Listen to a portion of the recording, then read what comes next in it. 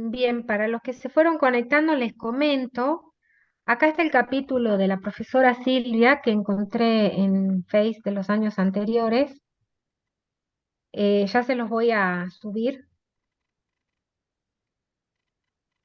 para que ustedes vayan viendo y puedan ir haciendo el seguimiento.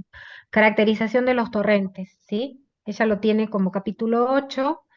Eh, Hay cosas acá que hemos ido viendo, ¿sí? Algunas Sí. cosas.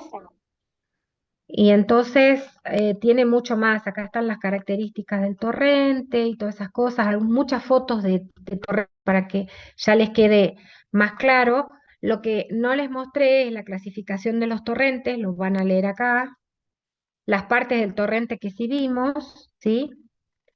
Bueno, ahí ella tiene un poco más de, de clasificaciones de los torrentes, pequeños, medianos y grandes torrentes, y acá tienen un poco para ir leyendo, y muchas fotos con respecto como tuve que tomar la clase ahora, no tuve tiempo de revisar la teoría que ella les daba, y eh, tienen acá algunas cositas de lo que es caudal líquido, de aguas torrenciales tranquilas, crecidas torrenciales y crecidas tranquilas, ¿sí? Con el número de Froh, que eso ya lo vieron ustedes en nociones de hidrología, ¿sí? Caudal máximo, que es lo que vieron con la profesora Mili, ¿sí? De García Nájera, el caudal máximo con Ramser, caudal mínimo de un torrente y después caudal sólido, donde tienen ustedes los movimientos, que habíamos visto un poco, movimientos en masa, donde tienen los movimientos lentos, rápidos, ¿sí? Los deslizamientos, que eso lo obvié porque eso lo vieron en caudal sólido, ¿sí? Cuando vieron el tema caudal sólido. Y acá empieza la ecuación de movimiento de una corriente con arrastre, ¿sí? Que es lo que nosotros acabamos de analizar con las fórmulas que están aquí, ¿sí? Y habíamos llegado, acá tienen ustedes un poco para ver, ¿sí? Que habíamos hablado de la velocidad de la suspensión, que es menor a la velocidad de las aguas claras, después que también vimos a Dubois, donde ustedes tienen las velocidades mínimas, y empezamos a ver la ley de transporte máximo y en masa, ¿sí? Que es lo que vamos a ver ahora en las diapositivas que les voy a mostrar. Pero ustedes después tienen esto, que es prácticamente lo mismo que les da la profesora en su teoría. Estas ya las vamos a colocar en el Face para que ustedes la tengan y puedan ir siguiéndola, donde tienen acá explicado qué es la ley de transporte máximo y cómo se forma la pendiente de compensación. Entonces, esa es la teoría que les voy a colocar en Face, y hasta que se vayan conectando más compañeros, vamos a seguir con las diapositivas, con el ley del transporte máximo. Vamos a esperar a ver si se conectan alguien más, porque éramos varios recién, falta el doble de los que estaban. Veamos que se conecten y ya seguimos.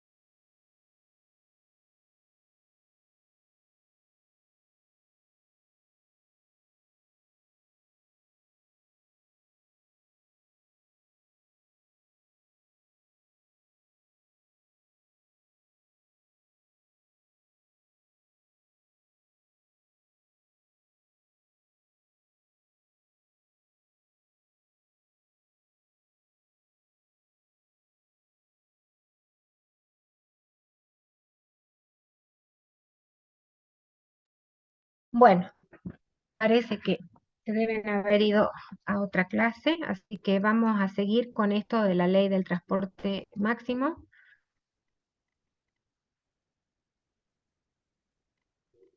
Después ya comento en Face que tienen ustedes la teoría para leer.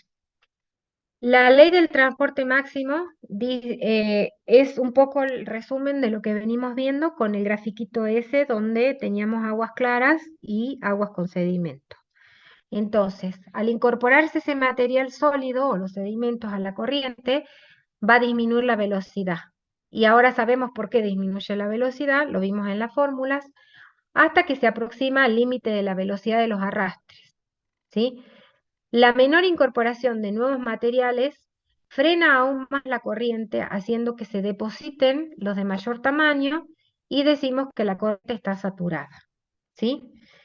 Vamos a, como dice la profesora cuando les explica este tema, cuando tenemos, por ejemplo, una taza con agua y le vamos incorporando azúcar, o bueno, un café o lo que ustedes quieran, el té o lo que sea, y vamos incorporándole azúcar. El azúcar que se va incorporando se va disolviendo.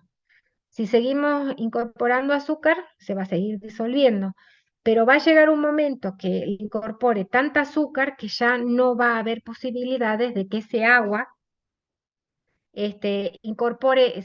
pueda dejar que se incorpore más material, que es en este caso el ejemplo del azúcar. Entonces, cuando ya el sector donde se está incorporando material llega a un punto que no se puede sostener más ese material, hay cierta condición que hace que ese agua se sature de material. Entonces, al no poder seguir teniendo esa fuerza de arrastre para seguir arrastrando el material, hay materiales que se depositan. ¿Y cuáles son los que primero se depositan? Los de mayor tamaño, porque no hay velocidad de arrastre, porque ya no hay manera de que esa fuerza siga empujando a ese material. Entonces, el material deposita. Por eso ahí habla de que los mayores tamaños son los primeros que se depositan. Cuando empieza a suceder eso, donde la velocidad y la fuerza de arrastre ya no tiene posibilidades de mover esos plásticos, se está hablando de que se ha producido una saturación en el medio, ¿sí? Y ahí es donde empezamos a tener depositación de ciertos materiales que son los de mayor tamaño, ¿sí? Entonces, esa esa condición lo lleva a García Nájera a generar la ley de transporte máximo, ¿sí? Y esa está de esta manera. En toda corriente saturada, la velocidad media de las aguas claras y las velocidades medias de los materiales son tales que el caudal sólido es el máximo posible, ¿sí? Quiere decir que la velocidad de las aguas y de los materiales están como compensadas. En un momento de todo ese movimiento del agua, en un momento están compensados, o sea, son las velocidades y las fuerzas de arrastre hacen que el material siga en ese cuerpo de agua. Entonces, por eso habla de que el caudal sólido es el máximo posible. Una vez que incorporo una partícula más de cualquier tamaño, saturo esa, esa, esa agua con materiales y genera que ya tenga que depositarse algo para que esa partícula que estoy incorporando se pueda incorporar. Por eso se habla de compensación en el sentido de que es el máximo posible, ¿sí? Ya no puedo poner más material en suspensión y en acarreo porque cualquier partícula que ingrese hace de que la velocidad y la fuerza de arrastre supere la máxima, entonces ya las partículas más grandes ya se depositan, ¿sí? Entonces, la ley de transporte máximo dice que en toda corriente saturada las velocidades de agua y de material son tales que el caudal sólido es el máximo posible. Hasta ahí solamente la ley esta dice que es el máximo posible. No hay más incorporación de materiales.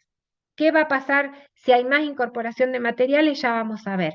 Pero está en ese equilibrio justo donde ingresa la cantidad justa de materiales para que ese caudal líquido pueda seguir arrastrando a ese caudal sólido, ¿sí? Entonces es el caudal sólido el máximo posible. Entonces, el análisis va a ser el siguiente, lo tienen escrito ahí para más o menos entender qué es lo que dice García Nájera. En todo intercambio de material entre corriente y lecho, los factores tienden a aumentar la concentración de los acarreos, dado que los choques y roces con el cauce por un lado y los torbellinos por otro tienden a aumentar el caudal sólido. Como no hay compensación de volumen, al variar el volumen de los materiales del lecho, se modificará la pendiente y necesariamente se llegará a un momento en que la granulometría del lecho va a ser igual a la granulometría de la corriente, ¿sí? Entonces, al principio habíamos visto que cuando hay aguas claras y se empieza a incorporar por remoción o por alguna razón se empieza a incorporar materiales al lecho,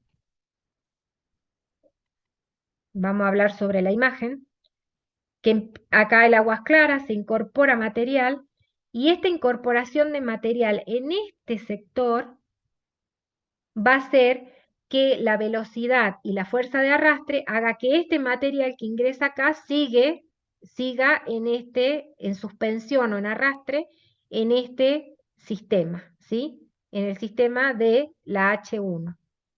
Entonces, también dijimos que ese material que ingresa externamente al caudal líquido, cuando va en el caudal, eh, en el cauce, va golpeando va golpeando las márgenes y la solera y va incorporando un nuevo material.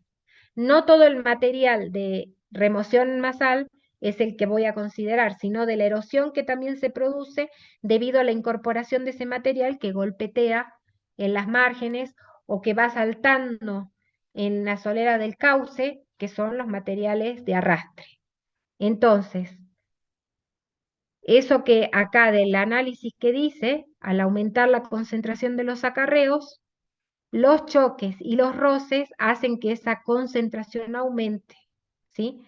Y aumenta hasta tal punto que es el máximo, ¿sí? El máximo que puede arrastrar ese caudal líquido.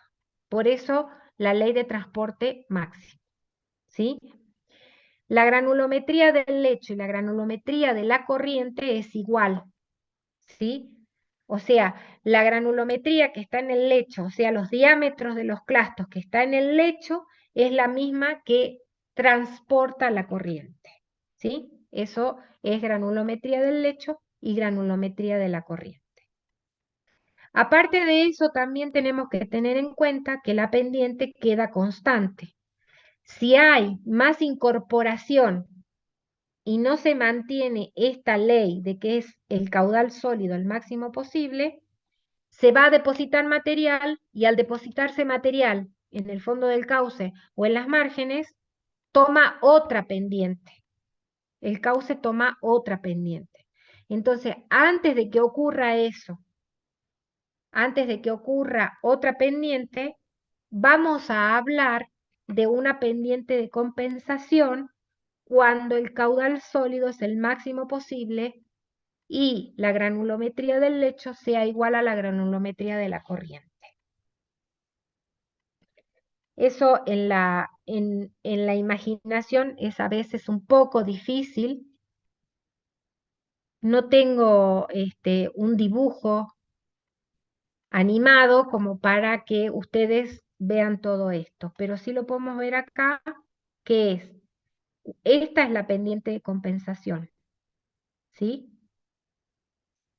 Si todo el material que estaría acá, que no está dibujado, pero es todo el material que se va incorporando, está acá, Si parte de este material se incorpora al lecho, que son los clastos más grandes, que son los de arrastre, quiere decir que se descompensa esa cantidad de material que el cauce puede transportar, ¿sí? Entonces, mientras siga habiendo este material, se sigue la misma cantidad de material, se sigue arrastrando en el caudal líquido y no hay depositación ni hay incorporación a la corriente líquida, se dice que hay compensación, ¿sí? Entonces, ustedes cuando lean la teoría de la profesora Silvia y revisen estas diapositivas, van a, van a ver que el caudal sólido máximo posible que puede existir en ese caudal líquido y la granulometría del lecho es igual a la granulometría de la corriente, la pendiente queda constante, ¿sí? Y en ese caso se habla de pendiente de compensación. Está compensado. Quiere decir que todos los materiales que van en suspensión o en acarreo de fondo, con una velocidad y una fuerza de arrastre, no se incorporan ni a las márgenes ni a la solera y tampoco hay material nuevo que se incorpora al caudal líquido. En este caso hablamos de pendiente de compensación, que ya vamos a analizar un poquito más en otras diapositivas más adelante.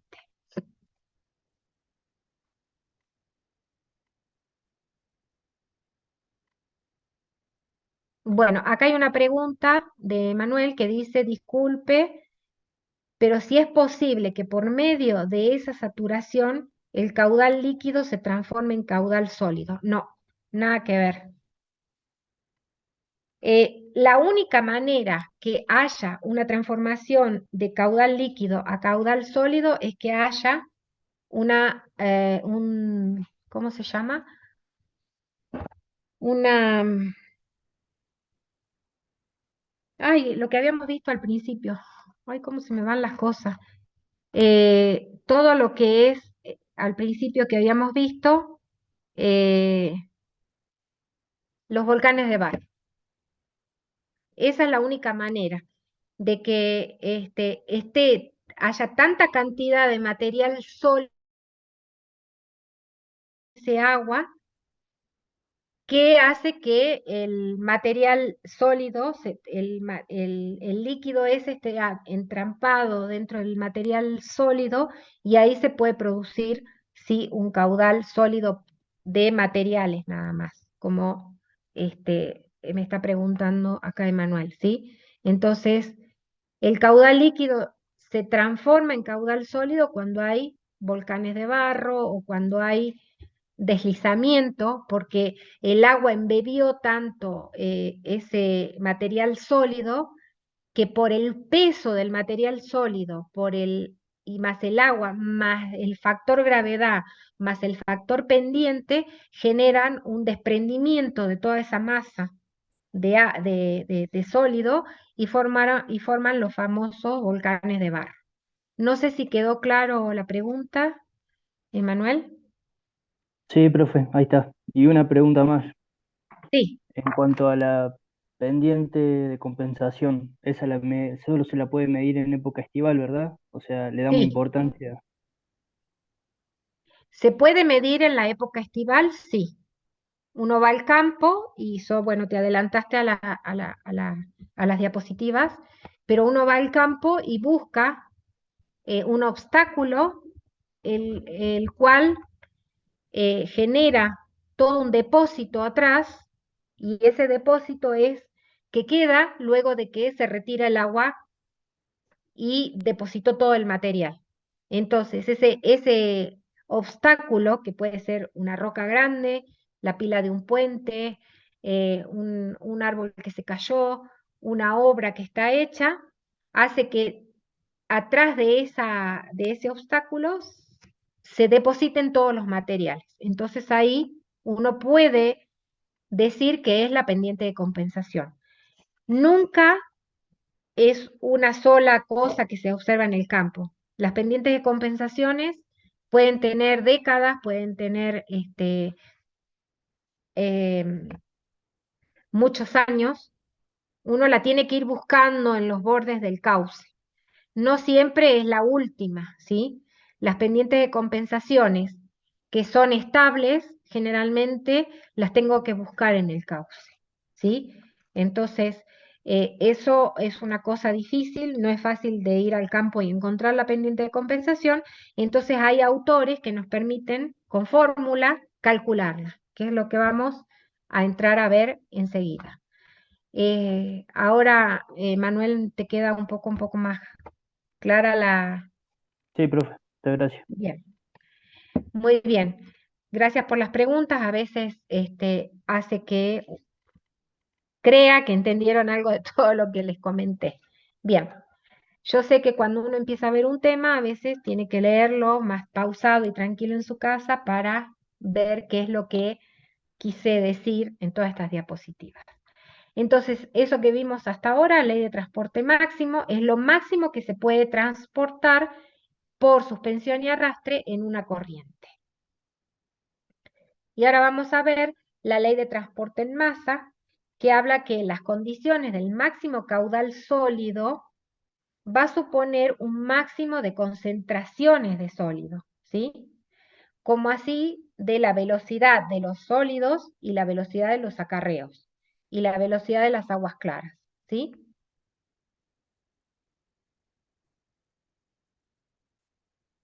Entonces, tenemos que García Nájera también dice que hay otras variables independientes también que las vamos a ver acá. Puede deducirse que la velocidad de las aguas, ¿sí? Va a ser igual a una constante por la velocidad de las aguas claras al cubo por la velocidad de los sedimentos sobre la concentración de materiales sólidos, que es esta letra que está acá, más el caudal generador del cauce, ¿sí? Entonces, la ley de transporte en masa, que relaciona las velocidades medias de las aguas claras de los arrastres con una constante que sale de experimentos de laboratorio, la concentración de los sólidos y el caudal generador del cauce. El valor de la concentración de materiales sólidos, crece con el valor de la velocidad de los materiales, ¿sí? La velocidad media de los materiales, pero sin llegar a superar la velocidad del agua, de la sección líquida, ¿sí? Sin superar este valor de la velocidad líquida.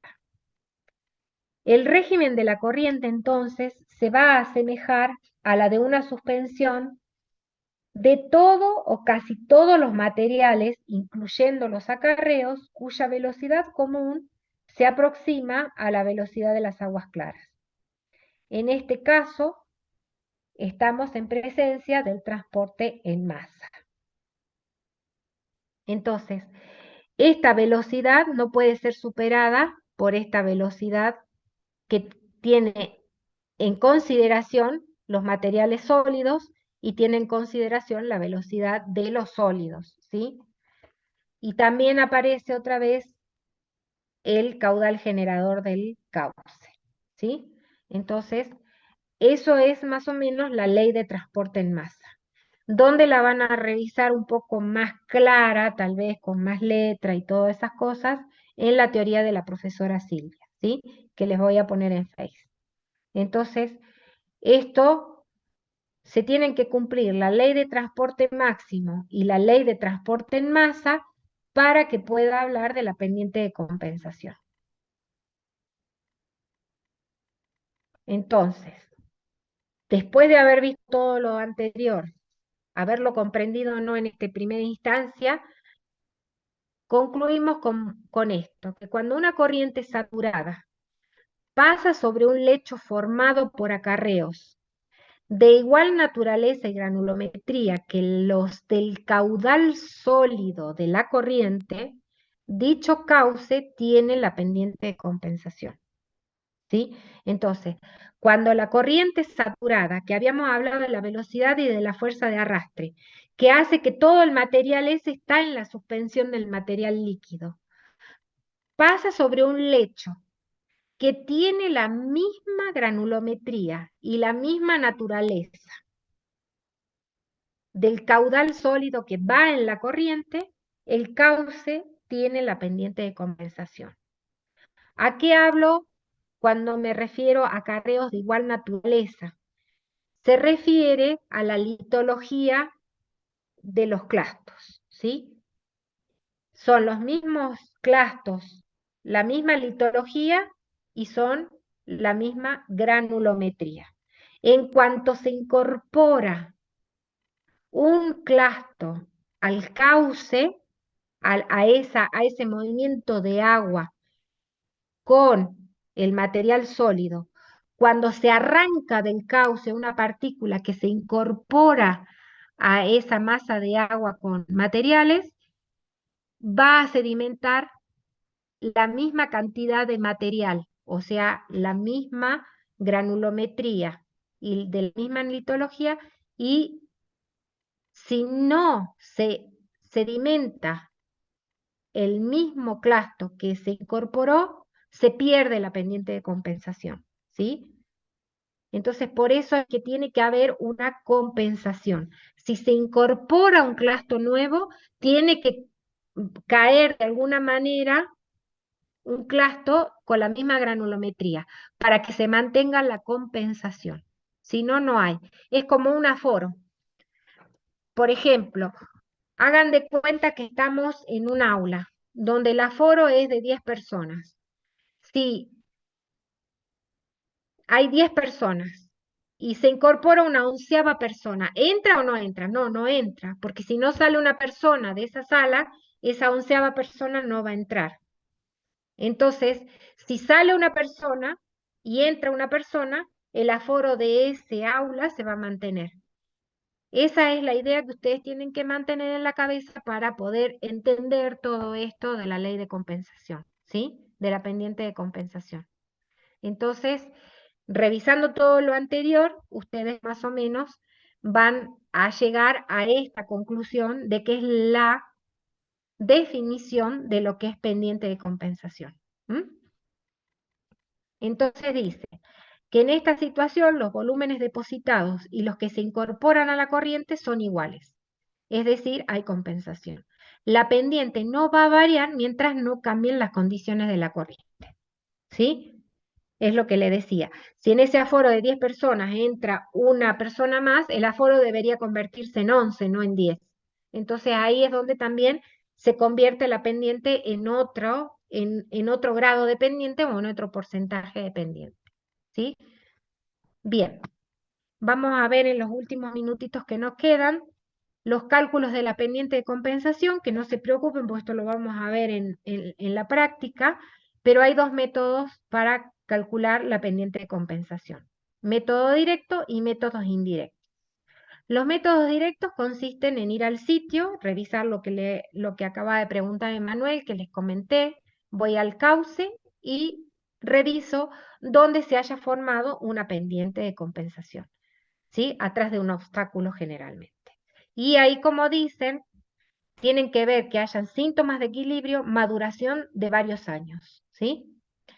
Bien, eso se mide con un aparato. Luego que encuentro la pendiente esa, voy y mido con un clinómetro, método directo. Y el método indirecto, existen varias teorías de origen hidráulico, estadístico y empírico que vamos a describir nosotros utilizando algunas de España, Italia y Estados Unidos, donde la mayoría se fueron desarrollando para las condiciones locales, pero pueden aplicarse, ojo, ojo eso, desarrolladas condiciones locales, pero pueden aplicarse con la debida comprobación a otras regiones. Significa que lo que nosotros vamos a hacer en el trabajo práctico fue revisado aplicando las fórmulas y validando, o sea, buscando un valor en el campo que nos pueda decir que el valor de las fórmulas que utilizamos es más o menos lo que se podría esperar.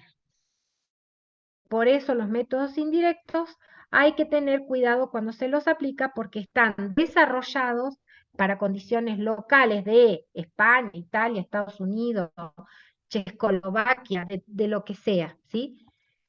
No, de Chequia y de Eslovaquia ahora, ya me quedé con lo de la Rusia. Entonces, tengan cuidado cuando ustedes como profesionales busquen utilizar métodos indirectos. Fíjense si se pueden aplicar haciendo comprobaciones en las propias regiones donde lo estamos aplicando. La fórmula de Trento es una de las fórmulas que se utilizan indirectamente, que es el estudio que realizó este, un, una agencia especial de sistematización montana de la provincia de Trento de Italia, en colaboración con la Universidad de Padua. El autor Fattorelli está puesto en un trabajo de Fattorelli y otros colaboradores en el 80. Fíjense en la cantidad de diques y muros de corrección, que ustedes todavía no saben qué son los muros de corrección, pero son pantallas que se ponen para evitar erosiones, ¿sí?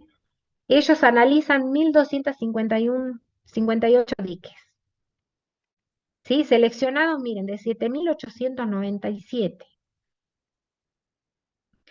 por contar con información completa a juicio del investigador, ¿sí? Fattorelli vio cuáles son la información que tenía, que hacía que la pendiente de compensación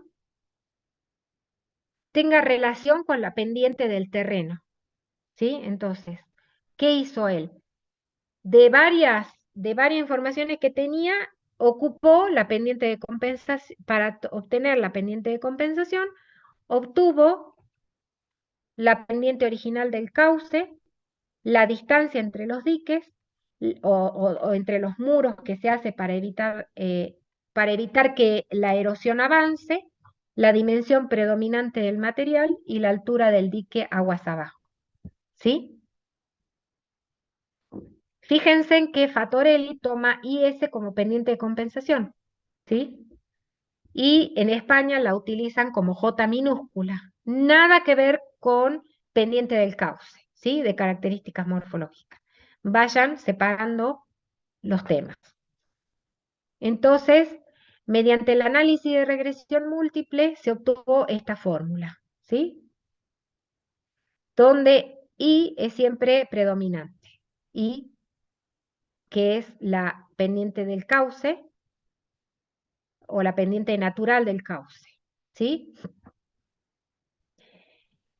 Y a los fines prácticos se toma solamente I, ¿sí? Desprecia todas las demás variables que él había tomado. ¿Cuáles eran las demás variables? Las que habíamos hablado acá, ¿sí? La distancia entre diques no tiene ninguna incidencia entre la pendiente de compensación y la pendiente del terreno. La dimensión predominante del material tampoco y la altura del dique tampoco. Entonces lo desprecia y se queda con esta, ¿sí? Entonces, se queda con este valor, este valor y la pendiente del terreno. Y genera que la pendiente de compensación va a ser igual a 0,66 por la pendiente del terreno. Entonces, en Trento, que es una localidad de Italia, puedo aplicar esta ecuación. Ahora, ¿la puedo aplicar acá en los cauces nuestros? Sí, con mucho cuidado, porque tengo que ver que las condiciones naturales del lugar donde estoy trabajando sean similares a la región de Trento en Italia. ¿Cómo es la región de Trento en Italia? No me voy a poner a explicarles ahora, porque sí pueden verlo en Fattorelli, que es el autor que hace este tipo de este, trabajo.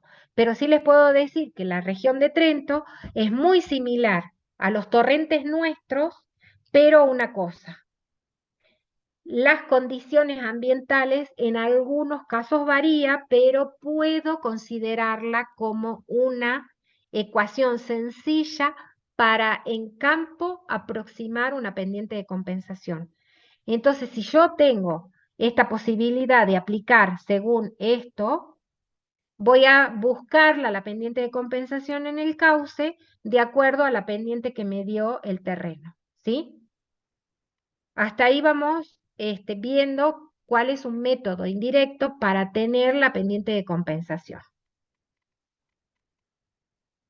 Si estos constantes varían según si escasa erodabilidad, mediana erodabilidad y alta erodabilidad. Chicos, se termina la sesión esta. ¿Les puedo pedir que se conecten 5 o 10 minutitos más y terminamos el tema? Sí, profe. Bueno, por favor, si los 11 que estamos podemos conectarnos, terminamos esto un ratito en 5 minutos. Gracias.